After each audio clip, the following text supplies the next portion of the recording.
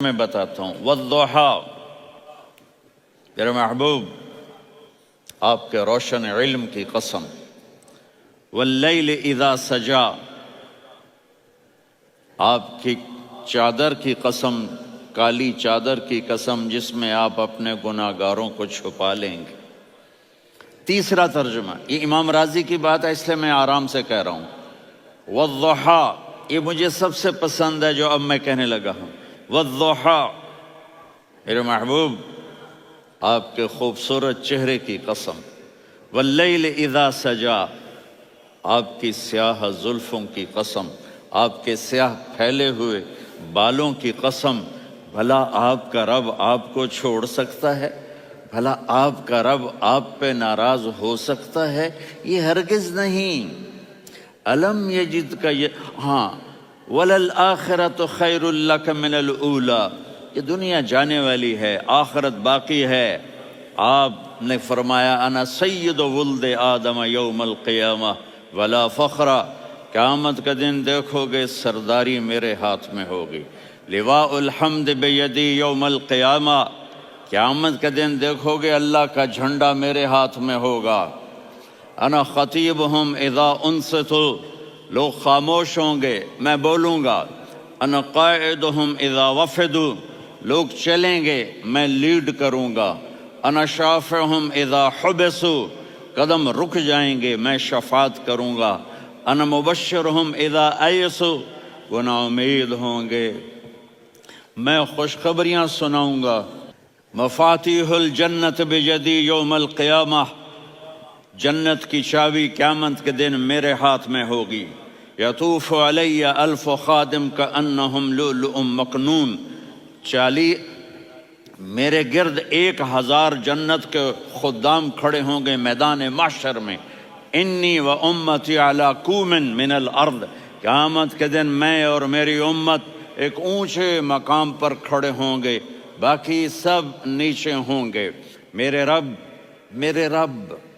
کہہ رہا ہوں وَلَسَوْفَ يُعْطِيكَ رَبُّكَ فَتَرْضَىٰ، یہ آیت میرے نبی کی شان میں سب سے بلند ہے کہ میرا اللہ کہہ رہا ہے میرے محبوب میں آپ کو اتنا دینے والا ہوں کہ آپ کو بھی نہیں پتا جو میں نے آپ کے لیے، آپ کی آنکھوں کی ٹھنڈک کے لیے تیار کیا ہے۔ آپ جانتے نہیں میرے محبوب کہ آپ کا رب آپ کو کیا دینے والا ہے۔ پیچھے یہ صورت آئی کیوں؟ آپ پر وحی بند ہو گئی اور آپ اداس ہو گئے، اور قریش مکہ کہنے لگے وَدَّعَهُ رَبُّهُ وَقَلَا، اس کا رب اس کو چھوڑ گیا، اس پہ ناراض ہو گیا۔ غیروں کی بات بری لگتی ہے، اپنے کچھ کہہ دیں تو ایسا لگتا ہے جیسے خنجر لگ گیا۔ تو حضرت خدیجہ نے کہہ دیا یا رسول اللہ، اللہ ناراض تو نہیں؟ بس یہ سننا تھا کہ آپ کا دل مٹھی میں آ گیا۔ اور اسی وقت جبریل ہانپتے کانپتے آ گئے، والضحیٰ، اللہ اکبر۔ دیکھو مثلا میں فوزان پہ ناراض ہو جاتا ہوں تو وہ مجھے آ کر میرا ایکسپریشن دیکھتا ہے نہ کہتا ہے مولانا اللہ کی قسم میں آپ پہ ناراض نہیں ہوں، مولانا اللہ کی قسم آپ کو شک پڑ گیا، آپ کو یاد نہیں ہم نے آپ کو 2 سال پہلے بلایا، اس کے اگلے سال بھی بلایا، ابھی بھی بلایا، اور آپ کو اتنا پروٹوکول دیا، بھلا میں آپ پہ ناراض ہو سکتا ہوں؟ ٹھیک ہوگی بات؟ یہ فوزان سمجھ میں آ گئی بات؟ اب اللہ تعالیٰ کہہ رہا ہے میرے نبی مجھے قسم ہے دن اور رات کی، مجھے قسم ہے تیرے علم اور تیری چادر کی، مجھے قسم ہے تیرے چہرے تیرے خوبصورت بالوں کی، میں نے تمہیں نہیں چھوڑا۔ کیسے؟ الم یجد کا یتیما فآویٰ، آپ کو یاد نہیں آپ یتیم تھے، میں نے آپ کو ٹھکانہ دیا۔ ووجدک ضالا فہدیٰ، آپ کو یاد نہیں آپ میری تلاش میں تھے، میں نے آپ کو اپنا آپ بتا دیا۔ ووجدک عائلا فاغنیٰ، آپ کو یاد نہیں کہ آپ بڑی تکلیف میں تھے اور کمی میں تھے تو میں نے خدیجہ سے آپ کی شادی کروا کے آپ کو مالدار بنا دیا۔ اگلی صورت بھی اسی سے جڑی ہوئی ہے، الم نشرح لک صدرک، میں نے آپ کا سینہ کھولا، بھلا میں ناراض ہو سکتا ہوں؟ ووضعنا عنک وزرک، میں نے آپ کے بوجھ ہٹائے، بھلا میں ناراض ہو سکتا ہوں؟ الذی انقض ظہرک، وہ بوجھ جنہوں نے آپ کو دوہرا کر دیا تھا، میں نے وہ بوجھ ہٹائے، بھلا میں آپ پہ ناراض ہو سکتا ہوں؟ ورفعنا لک ذکرک، اور میں نے آپ کے نام کو بلند کر دیا، بھلا میں آپ پہ ناراض ہو سکتا ہوں؟ انا اعطیناک الکوثر، ہم نے آپ کو جنت کی چابی پکڑا دی، بھلا میں آپ پہ ناراض ہو سکتا ہوں؟ پھر آگے اللہ نے نصیحت کی، فَأَمَّا الْيَتِيمَ فَلَا تَقْهَرْ وَأَمَّا السَّائِلَ فَلَا تَنْهَرْ وَأَمَّا بِنِعْمَةِ رَبِّكَ فَحَدِّثْ۔ تو میرے محبوب، آپ یتیم تھے، کوئی یتیم آئے تو اب آپ نے اس کے ساتھ وہ کرنا جو میں نے کیا۔ میرے محبوب، آپ میری طلب میں تھے، آپ سے کوئی ہدایت طلب کرنے والا آئے تو آپ نے وہ کرنا ہے جو میں نے کیا۔ اور میرے محبوب، میں نے آپ کو ایک مالدار گھرانے میں شادی کروائی، تو آپ بھی اپنے رب کی نعمتوں کو لوگوں کو بیان کریں۔ اور قرآن نے جتنی قسمیں اٹھائی ہیں ان میں یہ قسم سب سے خوبصورت ہے، فلا وربک، فلا وربک لا يؤمنون حتى يحكموك فيما شجر بينهم ثم لا يجدوا في انفسهم حرجا مما قضيت ويسلموا تسلیما۔ اے میرے محبوب، مجھے آپ کے رب کی قسم۔